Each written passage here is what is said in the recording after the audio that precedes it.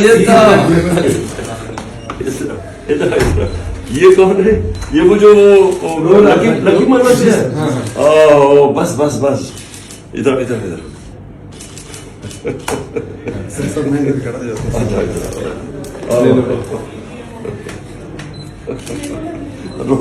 रो किस चीज के? हाँ शाबाश। क्या क्या पढ़ते हो? 9th में हो? हाँ 9th में हो? शाबाश। क्या नाम है तुम्हारा? रोने की क्या बात है? अच्छा तो इसको हमने बाय द वे इसको हमने यंग पीटीआई का अभी से इन्वेस्ट कर देना है। हाँ इसकी ये जो जिसमें इसमें पैशन आ रहा है हमें बिल्कुल ठीक है। यूथ के बाद नया बैंक बना रहे थे जी, यंग के बाद साल के साथ हाँ इसको हम करवाएंगे इसको। ठीक है ओके शाबाश।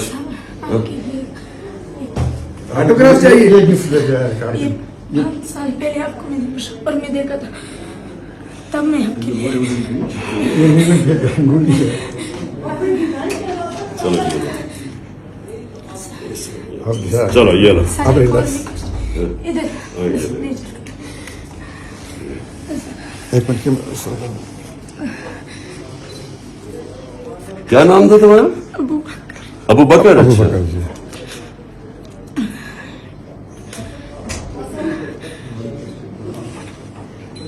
अच्छा जी बस यू आर नॉट विदाउट तुमने इंशाल्लाह बड़े काम कर रहे बड़े होके, समझ गए ना?